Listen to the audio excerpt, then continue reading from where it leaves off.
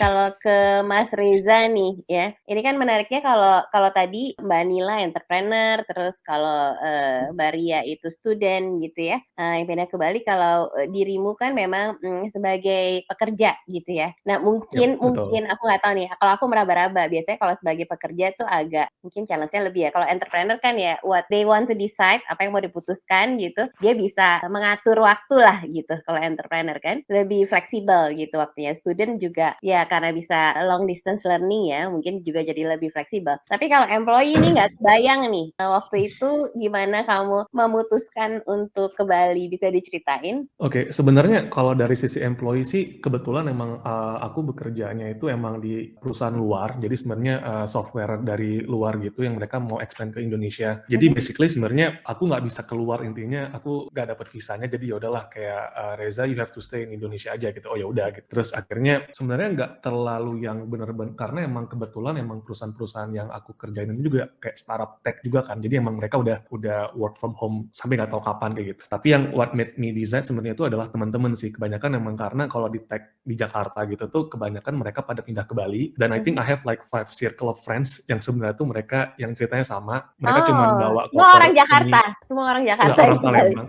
Oh, orang Palembang Oh, ke Bali. tapi misalnya kalau di Jakarta gitu, I think I have 5 circle of friends yang mereka tuh cuman di Bali tuh rencana cuman seminggu, jadi kopernya cuman seminggu. Same story adalah mereka moving udah 1 tahun kemudian kayak gitu. Jadi that's one of the reason why I ask my friend, kenapa sih emang ada apa sih di pulau itu gitu? Kenapa sih yang akhirnya udah ngobrol-ngobrol, ya udahlah YOLO aja deh gitu, cabut aja ke Bali. Dulu tuh aku mungkin agak anak baru kali di 2021 baru bisa ke Balinya karena emang ada urusan keluarga dulu yang harus diselesain. Jadi akhirnya udah selesai semua soal keluarga, akhirnya yaudah cus ke Bali. Terus sih. Nah, tadi dirimu kan sempat bilang tuh gitu ya, sebenarnya dirimu penasaran apa sih yang ada di Pulau Bali itu gitu kan, sampai menarik gitu ya orang-orang nih yang dari kota-kota besar untuk working from Bali. Terus begitu kamu tiba di Bali, apa yang kamu lihat realitanya yang menurut kamu nih bikin orang-orang jadi attract ke Bali? Jujur sih sebenarnya I think karena bisa produktif banget sih di Bali. Kayak misalnya mungkin nyambung ini kali ya, kayak my activity di Bali itu super produktif. Jadi kayak bisa crossfit dulu karena aku crossfit, jadi pagi bisa. Jadi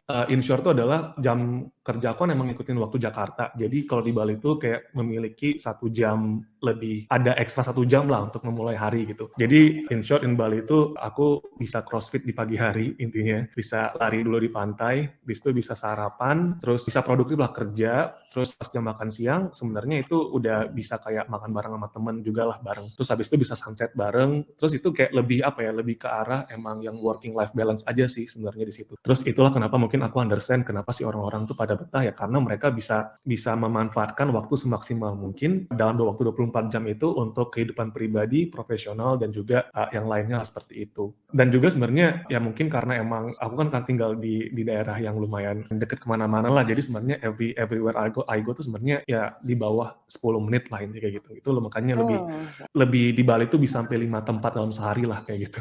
Nah, dirimu sendiri waktu awal sampai di Bali nih Mas Reza, how do you meet new person gitu, make new friends, community, gimana? Well, sebenarnya to be honest speaking, I think prior to me moving to Bali itu sebenarnya udah ada kayak 5 circle of friends lah, jadi udah lumayan banyak. Hmm. Tapi ya karena aku mungkin, I think Mbak Nila juga bisa relate kali ya, maksudnya as an extrovert, I think we would love like to find the new community and then try to the new things instead of kita punya existing circle of friends. Nah definitely pas ketika di Bali sebenarnya untuk adaptasinya sih ketemu sama teman-teman yang udah kenal dulu. Nah dari situ mereka punya teman lagi lah, jadi sebenarnya yang mereka ketemu teman di Bali juga segala macam. Itu sebenarnya jadi circle 2 itu sebenarnya my first touch point untuk dapetin the new community. I went to CrossFit, di sana juga ada community olahraga yang mana kebetulan kebanyakan orang di sana juga work from Bali juga lah, orang-orang Jakarta yang work from Bali. Jadi kayak teman siapa itu masih circle 2 lah. Dan sebenarnya ya to be honest, I also find friend on Tinder juga lah, maksudnya frankly speaking. Oh, oke. Ya, I ada mean, but I'm teknologi not ya. Simon ya. I'm not Simon by the way. Bukan scamming juga enggak maksudnya. Iya, iya. Kalau di Tinder itu kan sebenarnya interestingly itu sebenarnya karena emang dari profile aku sih emang aku udah statement kayak working from Bali, looking for friends who happen to have the same interest kayak gitu. Jadi dari situ aja tuh udah terfilter langsung banyak orang yang match itu adalah yang emang bener-bener yang emang mereka work from Bali juga. Nah di situ jadi kenal terus ternyata temannya si teman ini. Jadi emang dari situlah sebenarnya bahkan sampai sekarang ada kita pengen buat project bareng sih. Jadi dari Tinder itu sebenarnya beneran kita jadi satu vision, akhirnya kita ada continue lah untuk 2022 ini buat project bareng seperti itu. Pernah nggak ada momen di mana yang, aduh ini kayaknya beda banget deh sama Jakarta, tiba-tiba aja gitu ya? Atau nggak ada? Or you just Beda positif atau beda negatif? mungkin beda yang cenderung ke negatif ya, Oke, gitu. sebenarnya mungkin beda cenderung negatif adalah mungkin ini salah sendiri sih karena emang I think I spend too much money on the first 1 week karena emang everyday itu emang tiap hari itu aja intinya kegiatannya tuh kayak Masih euforia gitu ya. ya, Saya di jadi kayak Bali masih gitu. honeymoon stage lah ya, kayak misalnya kayak Mexicola, La Favela, udah itu aja terus kayak, jadi akhirnya kok boncos ya.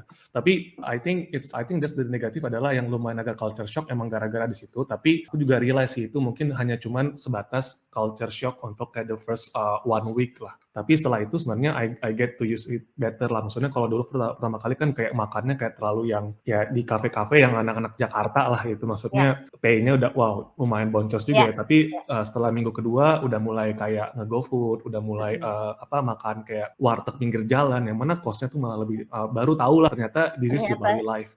Kayak I spend I think a day itu kayak buat makan tuh bisa cuman kayak 20,000. Jadi kayak udah dapat kayak nasi, pecel, banyak banget deh udah ternyata ada loh kayak gini kehidupan yang sebenarnya tuh di situ. Terus di situ mulai bisa lah ternyata difference-nya tuh di situ karena emang lebih ke negatif di situ doang sih biasanya yang aku dapetin. Justru malah sekarang agak mulai nolak-nolakin sih kalau misalnya kebanyakan itu adalah dari teman-teman yang dari Jakarta pada datang itu bisa kayak nanya kayak ayo kita kesini gitu. Sekarang aku udah mulai bisa nolak lah kayak karena ya budgetnya udah kayak aku udah ngebudgetin cuman segini, kalau misalnya nggak masuk ya udah gitu, politely aja bilang kayak nggak bisa ikut karena emang kayak I think I spend too much money already dan mereka understand lah thankfully.